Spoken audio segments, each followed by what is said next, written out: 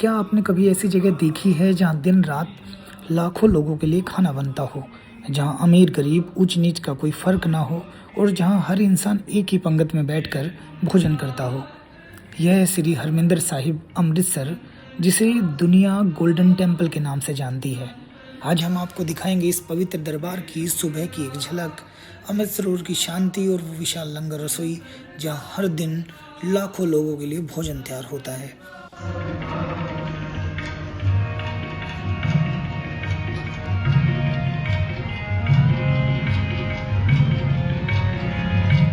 सुबह सुबह हम पहुंच चुके थे अमृतसर के हरमिंदर साहिब, जिसे पूरी दुनिया गोल्डन टेम्पल के नाम से जानती है। सुबह का वक्त था, चारों तरफ हल्की हल्की रोशनी थी और पूरा माहौल बेहद शांत और सुकून भरा लग रहा था।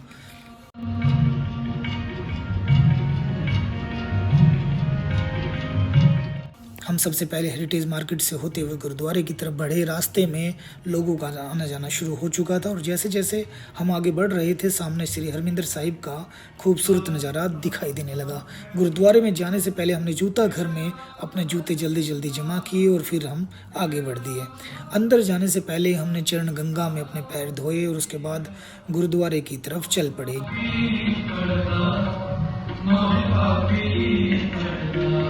जैसे ही हम सीढ़ियों से नीचे उतरे, सामने सफ़ेद संगमरमर सुनहरा हरमिंदर साहिब और चारों तरफ गूंजती गुरबाणी।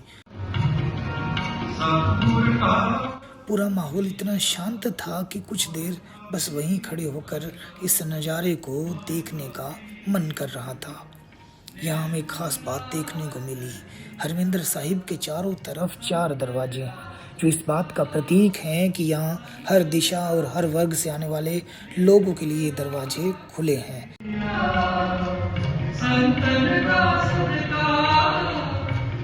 इसके बाद हम अमृत सरोवर के पास पहुँचे। सुबह के समय सरोवर का नज़ारा बेहद खूबसूरत लग रहा था। शांत पानी में तैरती रंग बिरंगी मछलियाँ और श्रद्धा के साथ स्नान करते लोग पूरे माहौल को और खास बना रहे थे।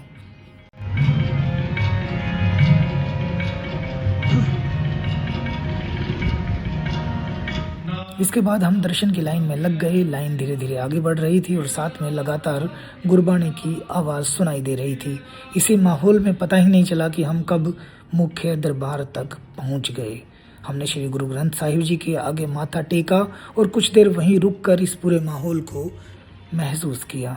यहाँ बैठकर आपको ऐसा लगेगा कि जैसे आप इसी भक्ति भाव में पूरा दिन निकाल सकते हैं। यहाँ बैठकर आपके घंटों का पता ही नहीं चलेगा।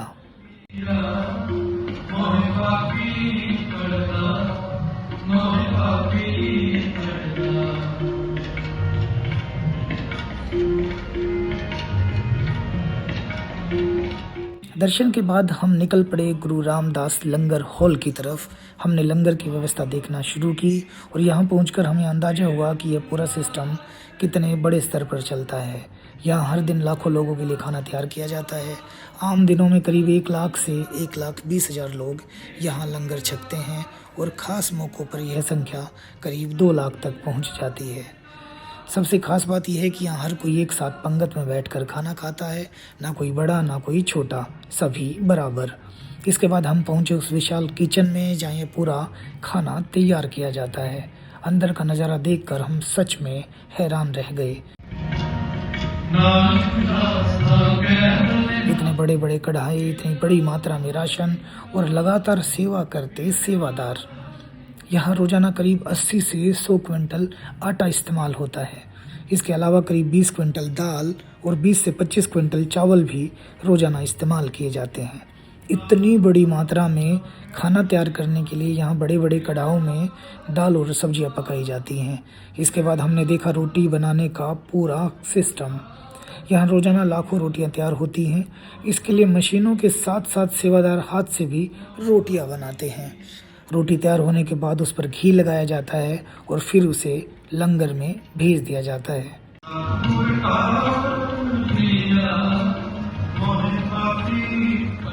लेकिन यहाँ सिर्फ खाना बनाने की व्यवस्था नहीं है। एक तरफ खाना तैयार हो रहा था तो दूसरी तरफ बड़ी संख्या में बर्तन लगातार साफ किए जा रहे थे। और यहाँ सबसे खूबसूरत चीज़ हमें यह लगी कि हर तरह के लोग अपनी सेवा करते नजर आ रहे थे। कोई बड़ा कारोबारी हो या आम आदमी, सभी एक साथ बैठकर बर्तन धो रहे थे या सेवा कर रहे थे। यह देखकर समझ में आता है कि यहाँ सेवा के सामने किसी की हैसियत मायने नहीं रखती। इतने बड़े स्तर पर लंगर की पूरी व्यवस्था चलाना अपने आप में एक बहुत बड़ी बात है। रोजाना इतनी बड़ी मात्रा में राशन और खाना बनाने की व्यवस्था, सेवादारों की सेवा और फिर लाखों लोगों तक खाना पहुंचाना। लेकिन इस पूरी व्यवस्था के पीछे सिर्फ एक भावना है कि कोई भूखा ना रह जाए।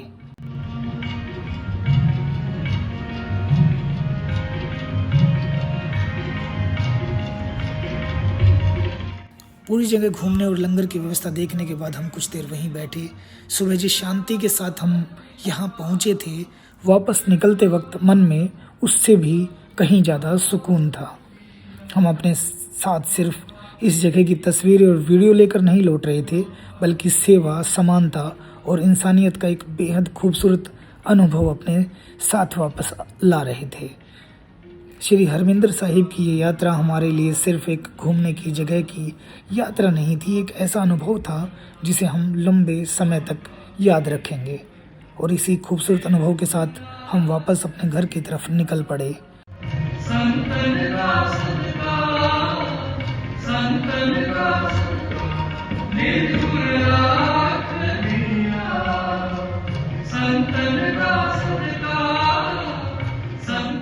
वाहेगुरु जी दा खालसा, वाहेगुरु जी दी फतेह।